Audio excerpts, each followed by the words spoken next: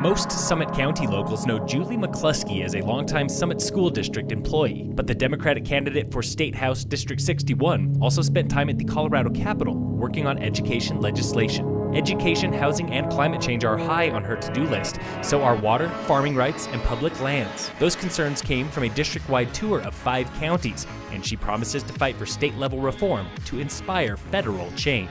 McCluskie runs against Republican Mike Mason of Delta in the November 6th election. She stopped by the Krystal 93 studios to discuss her platform, her passions, and why big change can happen at the local level. Phil Lindeman, Krystal 93 News Director, and I am in the studio today with Julie McCluskie. She is our Democratic candidate for the House District 61. Well, Julie, thanks again for making time to come in and talk with us. Thrilled to be here. Thank you. Great to have you. And we were just talking.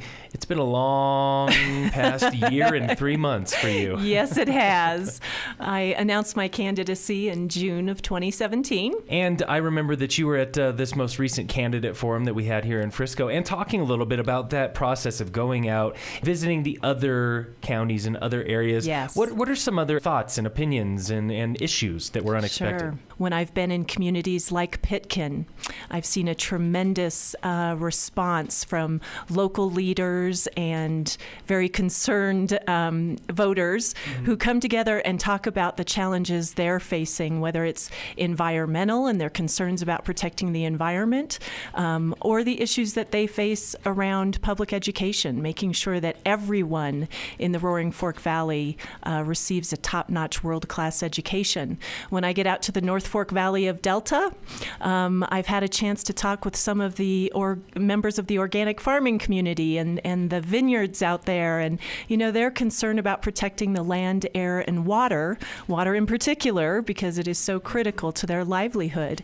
And then in Gunnison, just last month, I had a lovely meet and greet in the home of one of the local voters, and we talked about the importance of protecting public lands and what that means when we have a growing population in Colorado and the demands and the pressures that population is putting on our treasured environment. So yeah, while I hear many of the same themes, every community has shared a different perspective with me on what matters most to them and what their hopes are for the state of Colorado. Absolutely. And of course, you've had the chance to meet lots of people, not just hear about the issues, but also get out and meet lots of different people. Was the district what you expected? Was the district what you had in mind when it comes to the cross-section of who lives here and who is, who you will be, if elected, accountable to? Representing. Yeah, thanks, Phil. What a great question. I have thoroughly enjoyed the people that I have met while on the campaign trail. One of the challenges of running for office is reaching out and meeting more voters. And I have been knocking on doors this summer and now into the fall. We've easily knocked more than 7,000 doors. And in some of the conversations I've had face-to-face with voters, I have met genuinely good people who are concerned about, making it in the world for themselves and their families, but also wanting to see their communities protected, wanting to see a positive future for those that live in their communities.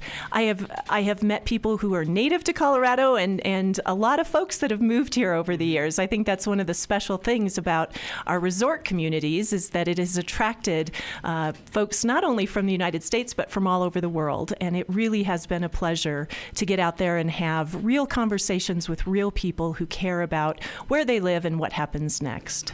All right. Now we'll talk real quick about some of the issues that are close to your heart. So the things that you started this campaign with, what are 2 or 3 topics that you really want to make sure that you're addressing at the House? Thank you, Phil. My priorities are the same from the day I announced I was going to run, and that is around how do we help the working people and families in our mountain and rural communities live their own version of their Colorado dream or their grand Colorado adventure. I am very focused on fixing a broken healthcare system that does not provide access to folks in many rural communities to quality healthcare services, or our part of Colorado has some of the most expensive health insurance rates, not only in the state, but in the country. And we have got to take more steps at the state level to take those pressures off of families when it comes to buying insurance out on the marketplace. I am deeply committed to making sure that every child in this state receives a world-class education. I want to make sure that our kids leave our school districts ready for college or career, and they're well prepared for the 21st century marketplace, global marketplace, for jobs that you and I can't even imagine yet. Things that will arise in the next 20 to 30 years that they need to be well-skilled and well-educated for. And then finally, I'm deeply committed to protecting the spectacular Colorado environments we call home. Climate change is real. We have never had a hotter or drier Colorado. We've got to take more steps to be sure that we're moving towards a clean energy economy while recognizing our dependence on current fossil fuels and doing everything we can to protect our land, air, and water. Now, looking back on some of that stuff, healthcare, obviously, that's a hot button issue all across the U.S., and especially, like you mentioned, right here in Summit County, because our prices are so much higher than they can be, and so much higher than a lot of consumers and people who are getting healthcare believe that they should be. What have you found, again, from the time you started your campaign to talking people to now, what have you found will be the best first step, the best first way to crack that egg? So there are three areas I will focus on once elected, Phil. First, there was a bill introduced at the end of last session, last April, which focused on reinsurance. Reinsurance is a way to bring down health insurance rates in local communities by taking those individuals who have the highest need or the highest risk out of your pool. The state then covers those folks with the highest need, highest risk, and you're able to bring down insurance rates for everyone else in the pool. I think it's a great idea. There were challenges with the funding mechanism for that bill. I'd love to take another run at that. I'd also like to work to promote more transparency around prescription drug costs and healthcare services. I think until we truly understand what drives the cost, we can't address ways to reduce those costs or even promote better economies of scale. And then finally, when the Affordable Care Act passed, 7-8 years ago, we were able to expand Medicaid coverage for hundreds of thousands of Coloradans. I think that was a good thing. I want to make sure that we protect that coverage for Coloradans, and I'm willing to explore public options for health care. I think that's a much longer conversation. I don't think that single-payer coverage works generally. I have yet to see a model that's super successful, but I'd love to explore public options maybe at a regional level or in other ways with other partners. Yeah, and that's one thing that I've heard. Lots of candidates are saying, I'm not single payer because it's a dirty word almost these days, a dirty term. But that there are other options, that there's other models to follow. Lots of people point to the other countries with universal health care, Germany and Canada and New Zealand, places like that. Do you feel that there is a model out there in another country that does work, or is the U.S. a different beast that needs something specific to our country? That's a great question, Phil. I think there's one thing I can say about healthcare and what I've learned over the last year is it is very complicated. I think that we are going to have to look for local and state solutions first as we continue that broader long-term perspective at a regional or national level. And I think to alleviate some of the cost burden that's been placed on our family needs to be an immediate priority. I think that means that there's some steps we should and can take right away. In the meantime, I do think we have to be creative and innovative. We need to partner with a diversity of stakeholders in the world of healthcare. Everyone. We need everyone at the table and their best thinking, because it's time we come up with solutions that really do address everyone's needs and everyone's hopes. It is absolutely my belief and value that every man, woman, and child should have access to high-quality health care in the areas where they live. And that should be a priority for any elected official, whether at a local, state, or national level. Okay, great. Along with healthcare, like you said, childcare and education, that's another big thing close to your heart, of course, because that's your background. It's coming from the school district. Tell us a little bit about what you've found. Obviously, here in Summit County, we know that cost of childcare is a big issue, but you're a little more focused on education, the whole child, instead of just the very start of things. Yeah. Again, what is a way that you can break into that right away and show some results to the voters, within a reasonable amount of time? Sure. Over the last 3-4 years, our school district has been working on bringing universal preschool to this community.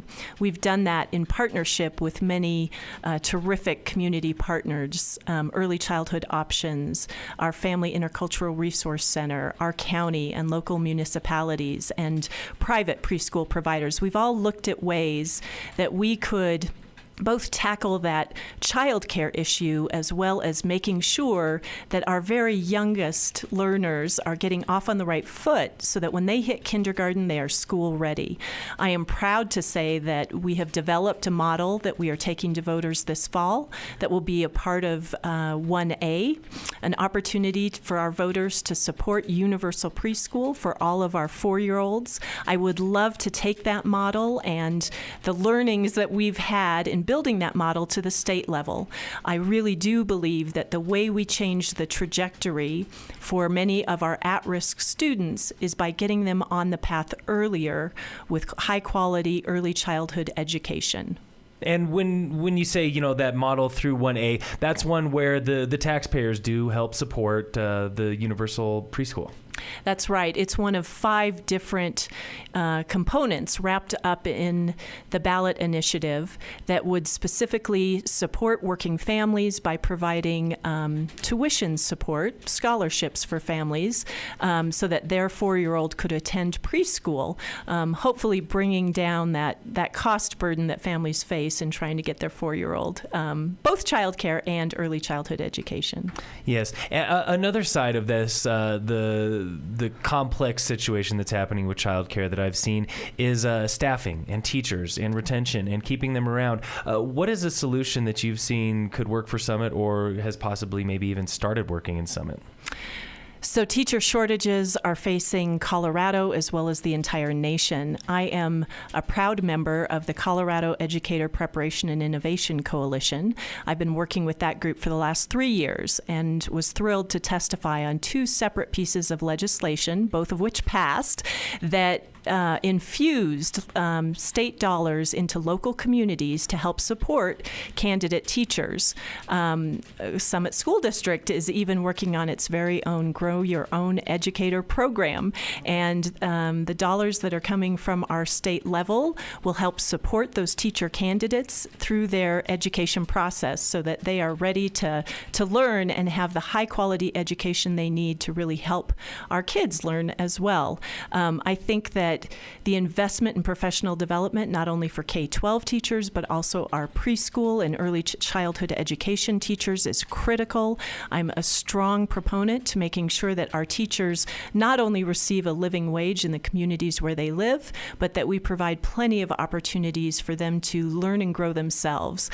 Because we know you get into education because you're a dedicated learner, a lifelong learner, and the best way to support your abilities in a classroom are to make sure that you're taking care of yourself and that as a teacher, you're really thriving in your profession.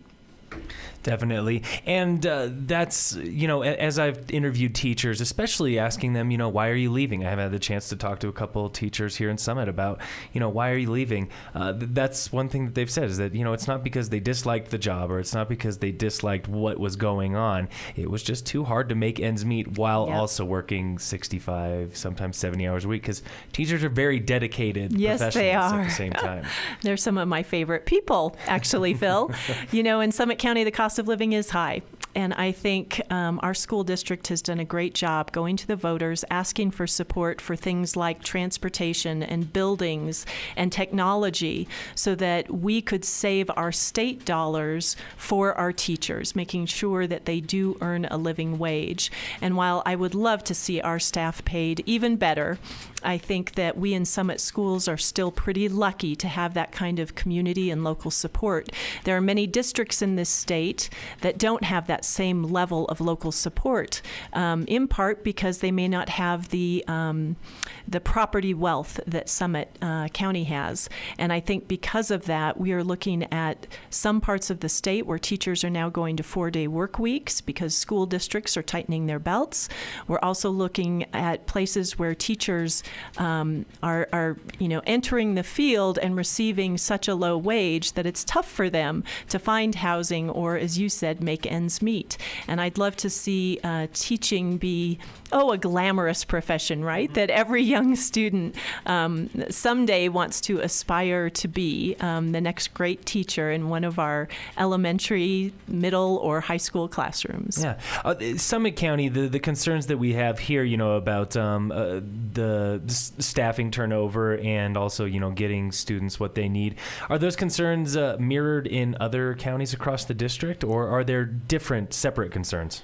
No, very much the same. Whether you're talking about Summit County or the community in Leadville, I've heard teachers talk in Aspen about the extraordinary cost of living, and even in Delta. I visited Delta County School District a few weeks ago, had a chance to hear from teachers, and they expressed concern over their entry-level salary, which they said is lower than what managers at fast food restaurants made locally. And while I certainly don't discount our local businesses and their ability to pay more, I do think that when you make the commitment to teach our kids, you should earn a living wage and be able to thrive in the communities that you choose to teach in. And then finally, the last topic that you were saying that you've been bringing to folks, environmental protections, looking out for the future of air, water, and land here in Colorado. What have you found is going to be the key to, I guess, getting people to work across party lines and across, whether or not they believe in climate change, to look ahead for land and water?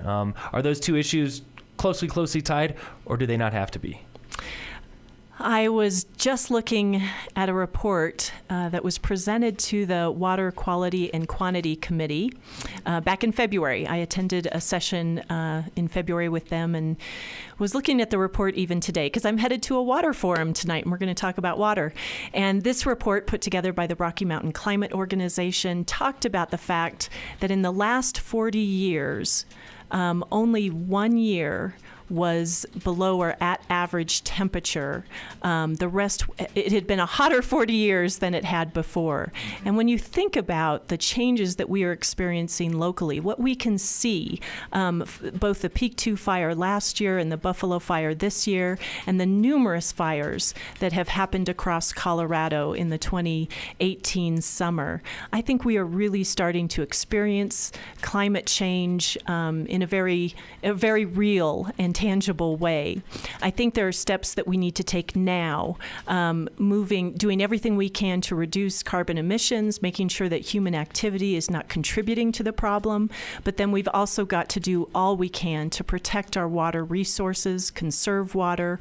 We need to work hand in hand with the growing demands, not only from this state, but from the entire western region of the United States, making sure that we do everything we can to avoid a compact call on the Colorado River so that we protect our agricultural economy, our outdoor recreation and tourism economies, so that for years to come, our children can enjoy and appreciate our spectacular landscapes. Yeah, and that hits on kind of a tough aspect of this problem, I think, is that when you think about water use and environment, it's not just Colorado. It's not something that Colorado can do itself. If you were to make it to the House, how would you work with other states, or what role could you take to work with other states whether it's Arizona, New Mexico, anyone in the region, to look after the environment and get some of these protections in place? So just like healthcare, water is very complicated, and I have been spending a great deal of time learning what I can. One of the most important things that I have seen in Colorado is the Colorado Water Plan that was developed in 2015, and it was a diverse and collaborative plan that was put together with a great deal of stakeholder input. And I think one of my first priorities as a state legislator will be in funding that plan.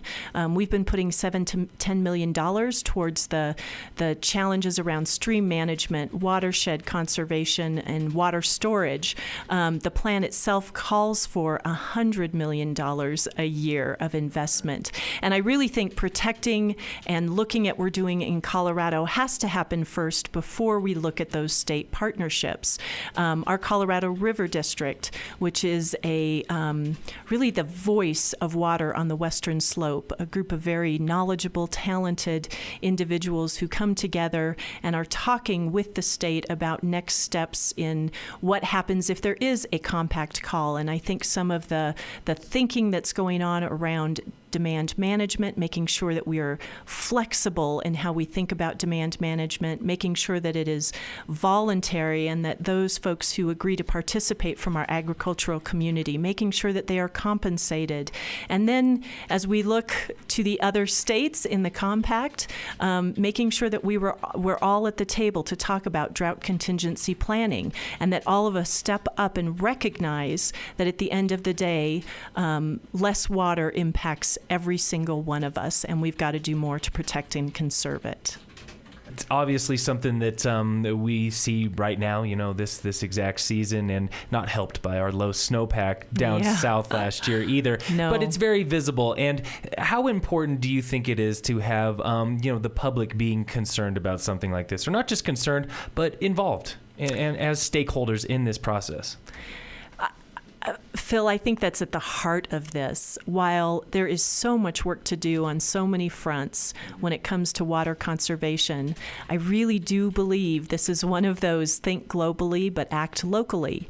I'm an educator at heart. I believe in education, and I know that when we start talking to our children in our schools about the importance of our environment, protecting the environment, ways to conserve water, they are eager to both learn and understand and then participate, take action to make the world a better place. And I think all of us have both that responsibility and opportunity right now. There is certainly information in the Colorado Water Plan about doing more education for our communities and for not just our kids but our adults, and helping everybody move in the right direction around water conservation and protecting our lands. All right. And is that something that you've almost seen some pushback to? Climate change is one of those topics, maybe not as touchy as religion, but have you seen something similar to religion where you have to keep climate change separate from school because there are some folks who just don't believe that it exists?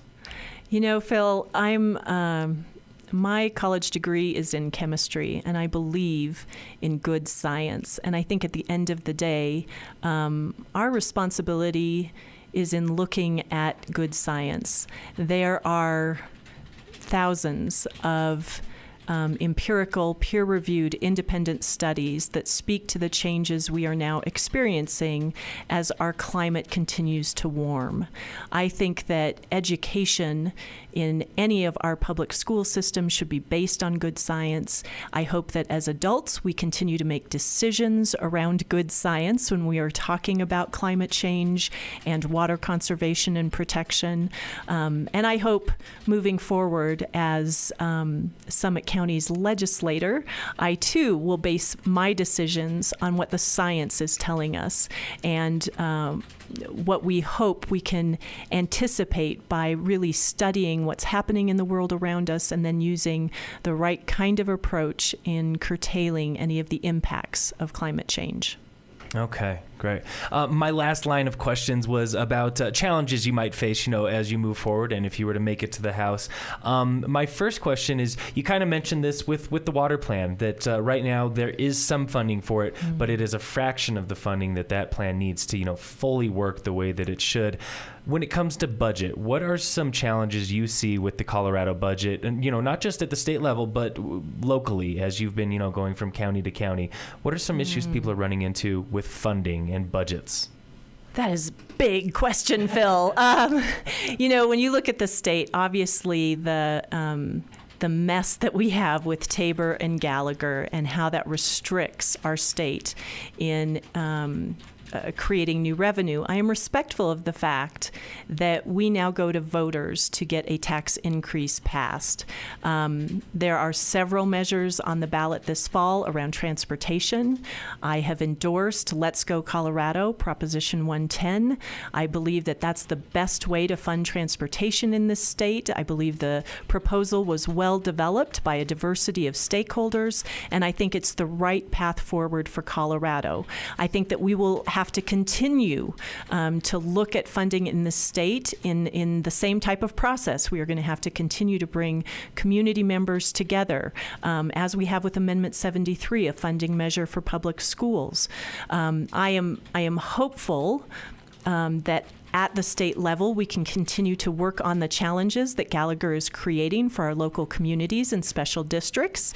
As you might see on this fall's ballot, both Colorado Mountain College and several of our local fire districts are going after, I think, what many of them call just a financial stabilization measure, a way that they can be released from some of the challenges that Gallagher creates for them in collecting their own mill levies. And I think that we are going to continue to work at that at the state level. I was just looking at a summary of the Gallagher Interim Committee that has been working all year to try and find a healthy path forward so that Gallagher is either changed or fixed in a way that doesn't have such a harsh impact on our rural communities. Yeah, and it's been interesting as I've been doing some of this election coverage, especially Gallagher. Folks have been saying, I did not even realize this was in place. Lots of people hear about TABOR because TABOR is one of those hot button things that's been talked about for a long time now. Gallagher, though, is something that folks just have not realized is around. As you see it, what does Gallagher do? What are the pros and cons of that particular piece of legislation? I'm certainly not the expert on Gallagher, Phil, but I will tell you this. Because of the ratio that it commits us to between commercial and residential assessment rates, we end up ratcheting down our residential tax base, right? And so we are not able to collect as much money from our local communities, our local land wealth, because of that restriction in the ratio. So for a Summit County, I have heard our commissioners say that the impact to them can be a couple million each year that they do not realize in revenue because that rate continues to drop. Well, when you have growing populations, growing demand, the need to invest in your infrastructure, that certainly can cripple, particularly a local community, say out on the western slope or the eastern plains, rural communities where land property value hasn't continued to rise to offset some of that ratcheting down of the assessment rate.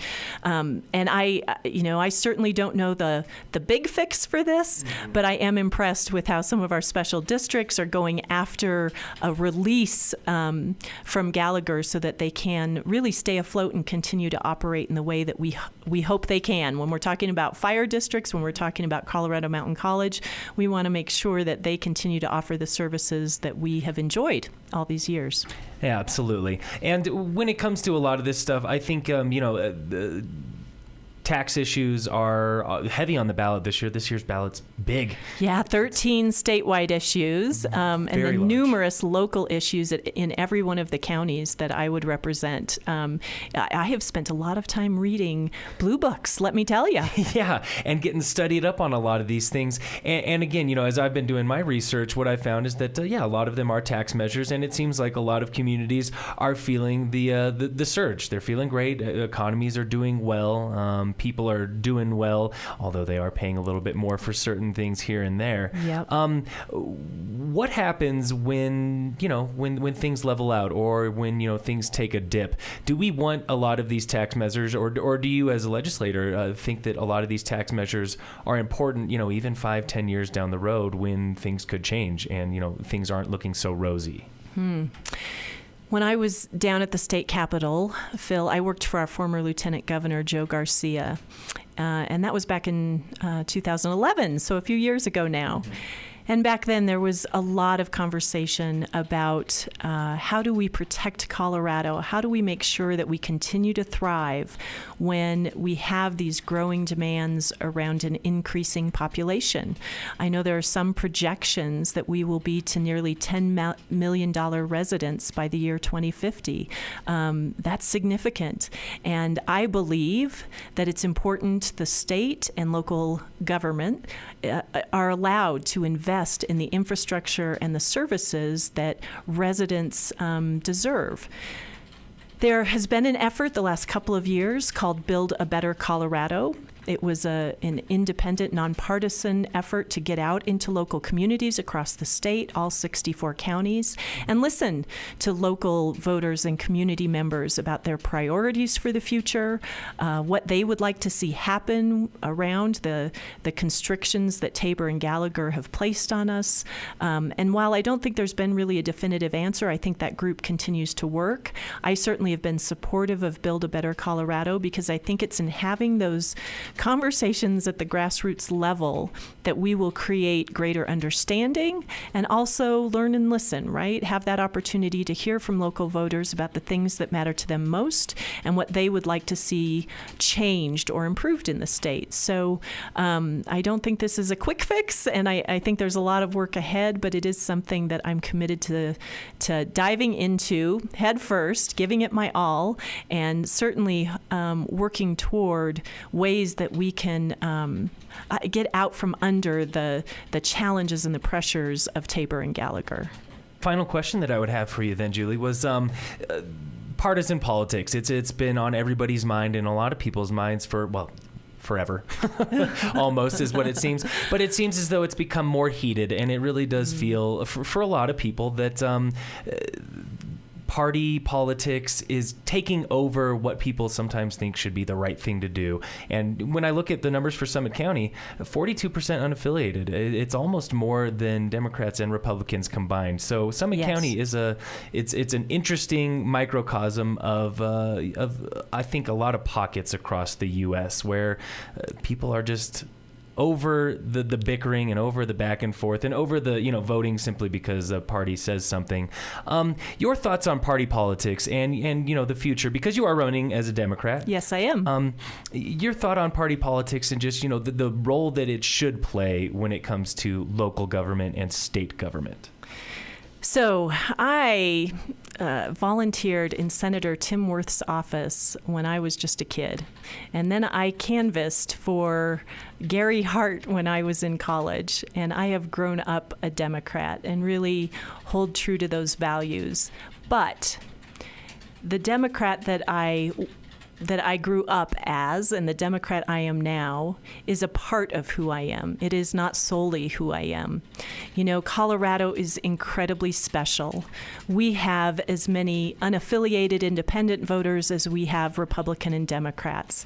And I think in Summit County in particular, what we do so beautifully is collaborating across a diverse sea of perspectives, that we're able to bring people from all parties, from all professions, from all traditions, maybe, even viewpoints around the world around us. I think we do a brilliant job in incorporating and including those diverse perspectives when we make decisions. I hope that certainly my skills as a facilitator, as a mediator, will be what I rely on most at the state level. I know that when I decide where my vote will be, that it first has to sit with who I am and my values around integrity and what's right for myself. Secondly, I have to listen to the people in this district. I need to make sure that I am hearing their opinions on a matter, that I am incorporating their hopes or their wishes when I place a vote. And in third place is my party. That yes, my party can guide me and can inform me, but that needs to be the third place I go when I make a decision, not my first. I will tell you, Phil, there have been some tough moments on the campaign trail. People who, just because I identify as a Democrat, have been immediately against me or angry with me, and I just ask for the opportunity, both to share where I stand on issues, but also to listen, to hear why they disagree with some of the values of this party. I really do want to see a different tenor in our local, state, and national conversations. I really do want to get back to a time and a place where civil discourse can be respectful and inclusive. I hope that I'm the right kind of person to do that, and I can bring that type of open-minded, compassionate, and understanding approach to being a state legislator. Great.